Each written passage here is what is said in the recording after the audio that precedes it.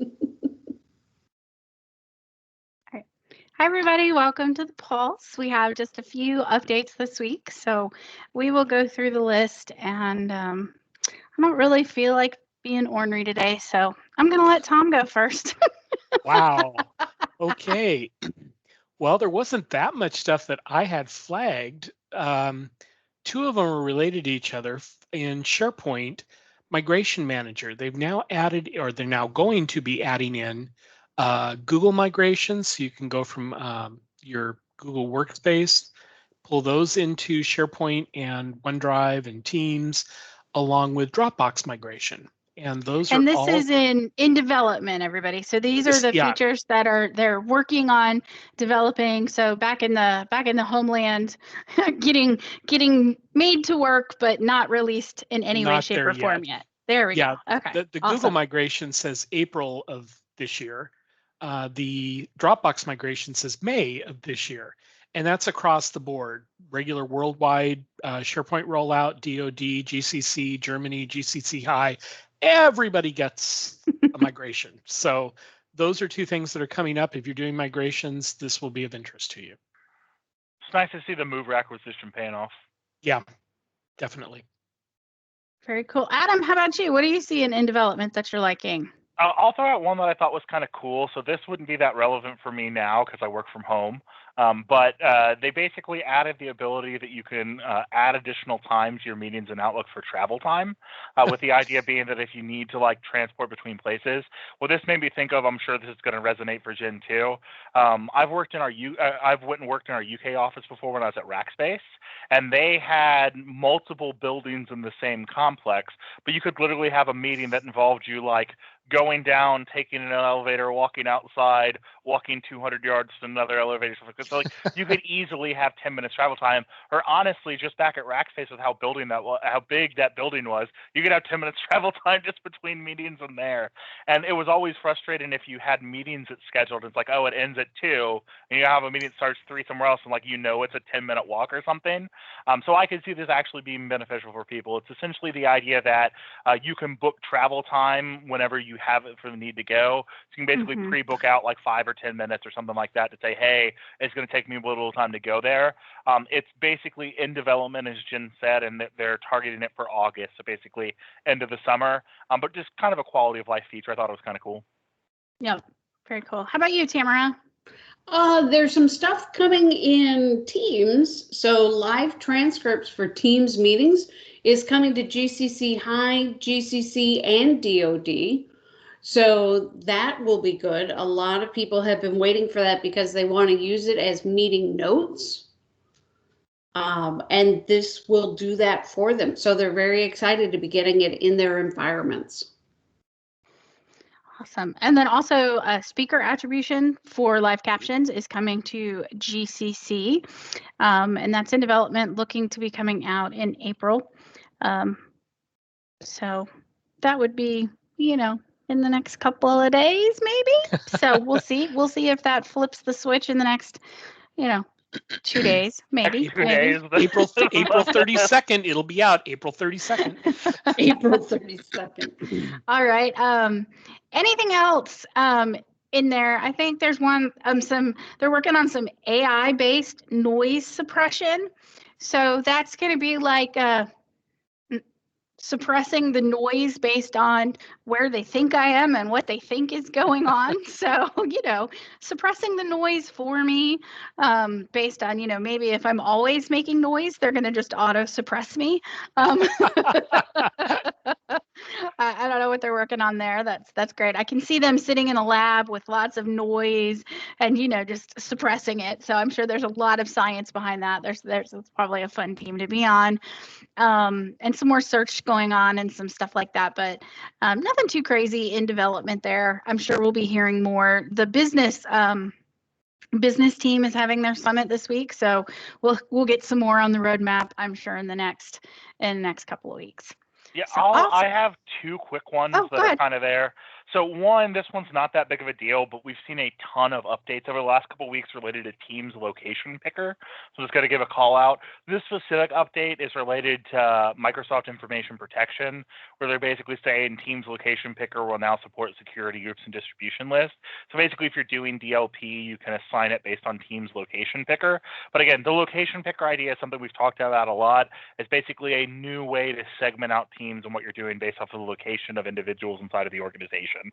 And so we're seeing a ton of updates from there. Clearly, this is a new feature that Microsoft thinks is important, or at least has had requests from the field for going through. So it's just nice to see them bringing additional functionality. I'm sure once the location picker gets fully rolled out and stuff, you'll see more updates about it. You'll see more people doing sessions and doing stuff about it. But so just wanted to call that out because, like, again, they've been doing a ton of updates. I know Tom and I got together to talk last week, and then we had all sorts of collusion, so we didn't actually get a show put together. But about half the updates, I think, at the time were location picker updates. So it's just they've been doing a ton of work around there. And then the other one, I actually think this is really cool and a pretty cool evaluation. There's an update in here, and again, keep in mind this is in development. This is scoped for May, though. It's the idea that they're adding Azure Active Directory. They're doing GPS-based named locations. So named locations come into play primarily when we're talking about conditional access policies.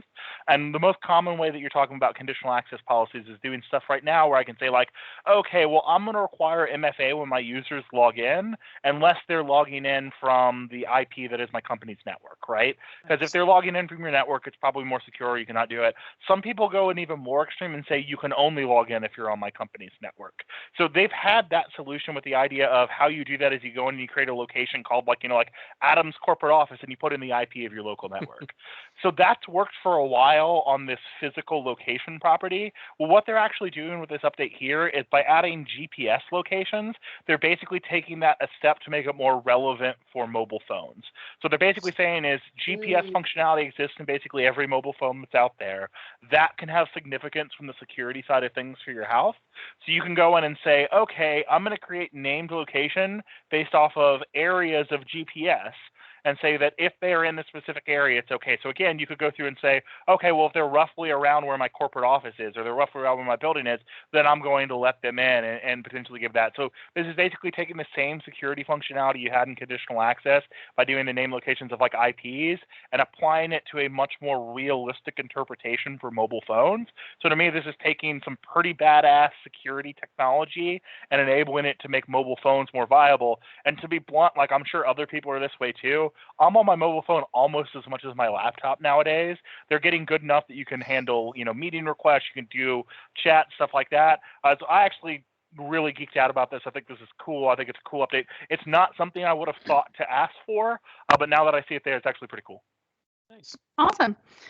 Very cool. Well, moving on now to rolling out. These are the ones that are starting to hit the environment. I'm going to cover one and then pass it over to Tom to go next. This is one that we've talked about a lot. We talked about it when it was hitting the commercial environment, but now it is coming in and it's rolling out to GCC, GCC High, and DoD. This is forms response receipt. So this is when I'm filling out a form, the responder is going to get their response receipt.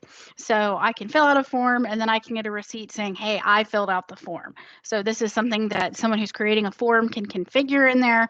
It's a great way for people to be able to know, hey, yep, I filled it out. I've got my proof that I filled it out. There we go. So this is a feature that people have been looking for, have been wanting. So it just keeps adding that functionality there. So that's rolling out now in DoD, GCC, and GCC High. So I know some people have been looking for that one. So I'm going to pass it to Tamara.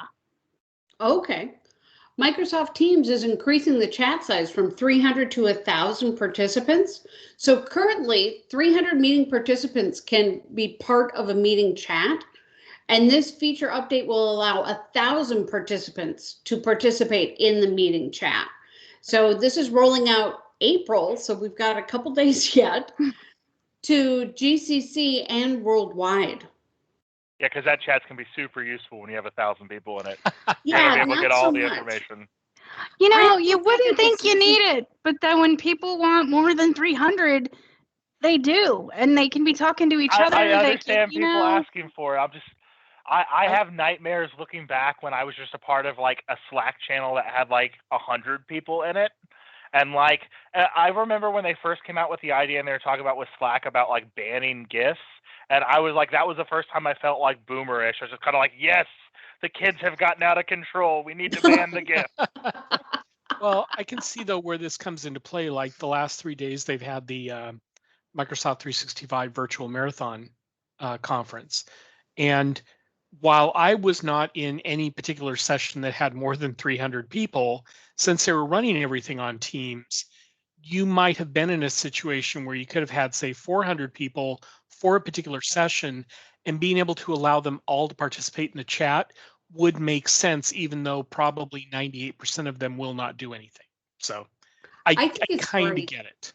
Yeah, and I think it's great if you're going to use the chat for the Q&A. Right. So if you're going to set up the meeting so that attendees cannot unmute themselves, I think it's a great way to continue to have audience participation without having to let them unmute their mic and potentially take over the meeting. But you can tell I'm the IT admin because I would never allow 1,000 people in a meeting to be able to type text into a meeting that I was explaining. A lot of people be like, no, you message George and George will filter your comments and then ask the appropriate questions. Like, you can tell I'm the IT admin. Yeah, Adam's sitting there going, why would you ever put yourself in this situation to begin with? That's what Adam's saying. Adam's like, we don't play this game. Oh, too funny. Oh. Well, there's only 4 items in rolling out, and Tamara took the one that I was going to save for her, so that's good. That leaves me with Microsoft Teams and Call Merge.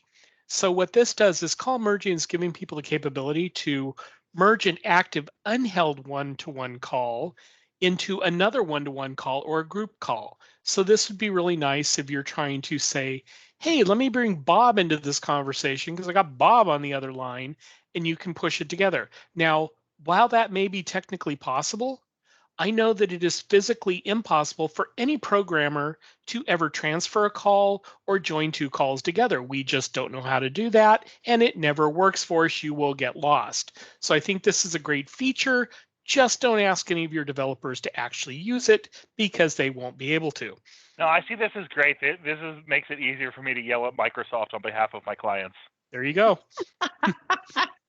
Well, then finally, the last one in Edge, you're able to navigate PDF documents using a thumbnail, which is great. You get a really big document that's PDF and you need to go find some random page with some random image on it, which is usually what I'm doing.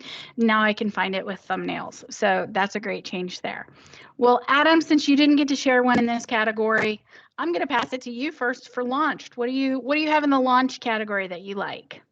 There's one in particular that takes me back to my old email support days that I thought was cool. They have now actually launched, and this is for everyone for GCC, Germany, GCCI, and DoD now too. And I didn't even really think this would be a problem, but I like it.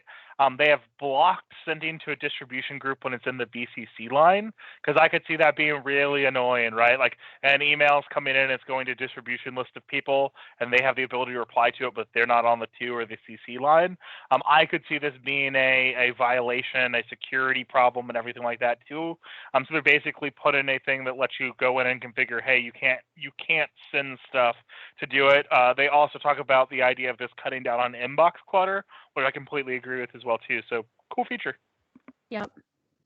All right, Tom, go ahead. So Tamara and I don't steal your thunder. So there are 3 right up at the top of the list, and they are all basically the same thing, just for different targeted platforms. And that is natural language queries and ideas in Excel. So you can use ideas to go in and say, hey, how many X's were in 4th quarter of 2016?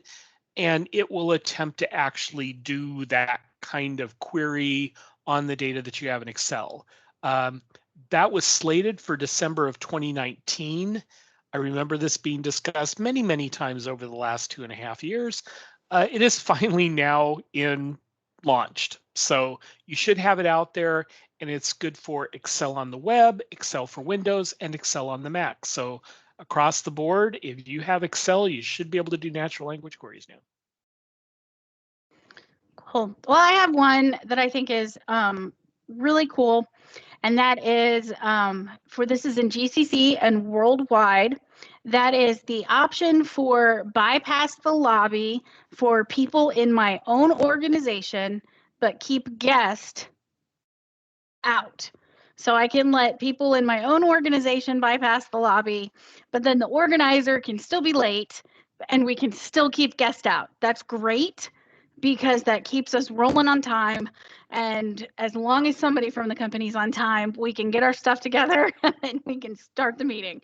So I like that one. That's a good one. So I'm guessing I'm going to be locked out in the lobby every time I attempt to join this call from here on out. No, because Tamara is never late. Okay. Tamara will let me in. Tamara likes me. We'll let Sure, you why in not? as well, and we don't block the lobby. You're usually the one who starts this meeting, Tom, like This is true 15 too. minute early. Oh, too funny. Yeah, Tom and I shoot the shit about half the time when we get on. We're just like, oh, hey, Tom, haven't seen you. Well, early is the new late. That's it. No, we're not going to lock you out of our lobby. Thank you. All right, Tamara, what do you have? I've got live transcription with speaker attribution for Microsoft Teams. That was supposed to have released in March for worldwide. So live transcriptions provide another way to follow along with what's been said and who said it. So after the meeting, the transcript file is automatically saved in the chat tab for that particular meeting. So I think that's going to be great to be able to go back and see who said what. It's going to make me be a lot more careful about what I say in meetings. Yes. Yep. All right. There's a couple of random things left. Who's got something else that they want to I'll mention chat through? something that I actually used the other day. They have added that you can now start instant team meetings from your calendar and Outlook. That is really cool. So true story. My dad is the definition of a boomer. He does not work well with technology, and he also doesn't work well. So when I went to college, I bought a LogMeIn account and walked my mom how to reset the modem. So if I could gift him internet, I could just take over his computer and fix it, because it was like way less stressful for me to do that than to try to walk him through anything. Well, so in my infinite wisdom, because I pay for my own lab environment, and my dad didn't have the Office suite, I was like, oh, I can install the Office suite on my dad's computer, because that way he won't have to buy it, and I'm already paying for it anyways. But that means anytime anything doesn't work, it's now my problem to fix on the computer. So he was having issues, and he couldn't, he was saying he was getting a warning or an error, but he was afraid to touch it because he didn't want him to, not stop working for him, but, couldn't really tell me what error he was getting or anything. So I had to basically meet with him and help him out. And straight up, I went up to my computer. I was talking with him on my cell phone, and basically went in and sent a meeting invite. Instead of having to schedule one, just did the meet now, launched me into the meeting, instantly gave me a link that I could email over to him. And I actually didn't even have to do that. I just called him directly from my meeting. It was great. So I actually used this feature last week, but that's now been launched for everyone.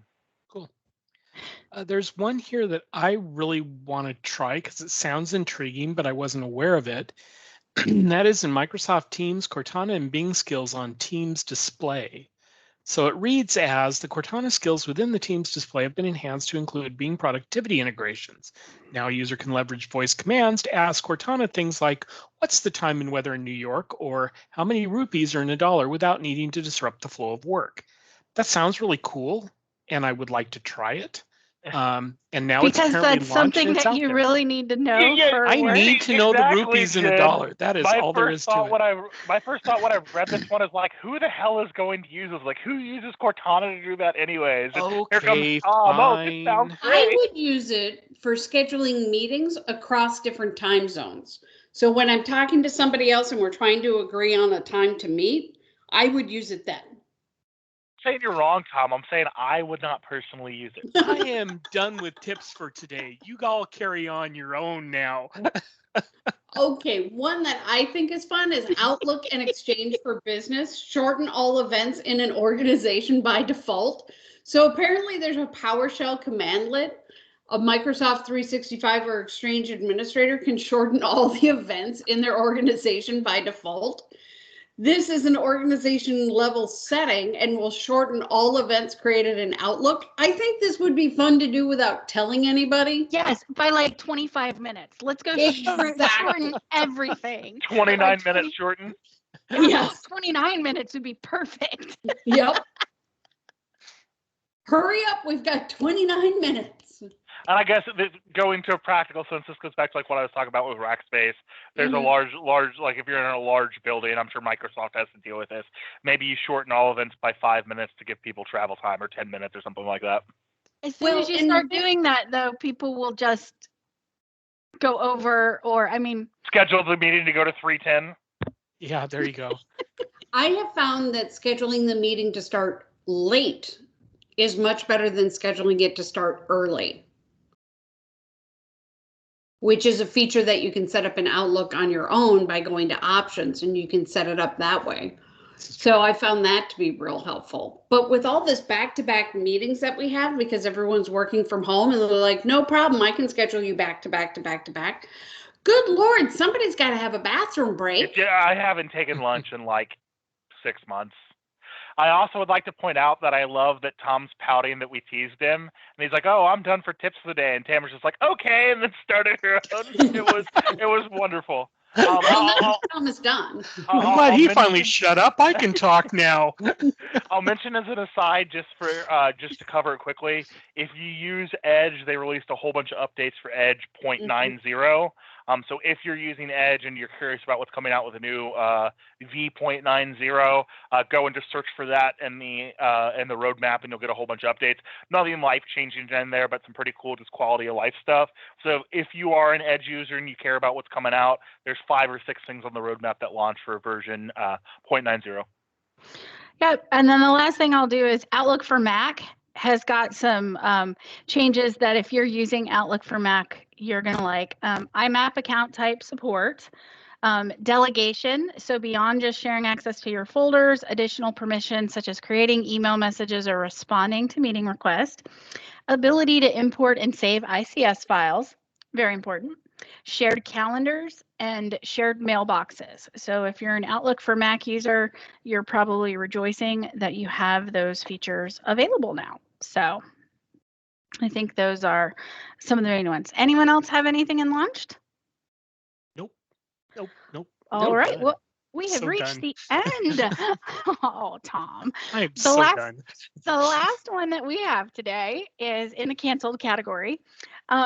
This one's being removed because they're solidifying the timing. That means, I'm guessing that means that they either started it and realized it's going to be a bigger task than what they realized, or it's going to take longer, or they just don't want to leave it out on the roadmap while they leave us in limbo. So they're pulling it from the roadmap. And this is the ability to do group-driven membership inside of Office 365. So this was an item that would allow us to have group owners add a security group as a member of an Office 365 group. So groups inside of groups. It's being removed. Then they're going to republish it with an update in the future. So I wouldn't worry too much about this. I know that people want to do this. Groups and permissions and everything are just a hot mess of confusion right now inside of Office 365. I think that everyone wants it to be simpler. Even Microsoft wants it to be simpler. So I think they're going to keep going at it until they get it to a point where it's simple yet secure. And I think that's going to take a little bit of work. And so I'm guessing they put this out there as a way to get to that point. Now they're looking at it and saying, okay, we have to solidify the timing, whatever that means. They're going to pull it from the roadmap, give us an update soon. So they're definitely not saying they're not going to do it. They're telling us they're going to do it different. So to that, we say thank you for at least not making us wait in limbo. Thank you, Microsoft. But we'll get an update soon. So we'll keep watching for that to see what we get. But these are the updates for the week. And Tom, we tease you because we love you. Just go on. Tom and I talked at the start of last week's meeting that didn't get posted, and we spent like the first 10 minutes talking about these amazing Mexican cinnamon sugar cookies I got. Oh God, those look It was so a good good. body moment. I wanted some so badly. Thank you for joining us for the Pulse, guys. We will be back next week. I hope everyone's having a lovely week out there and staying safe, and get vaccinated. Do it for everyone else.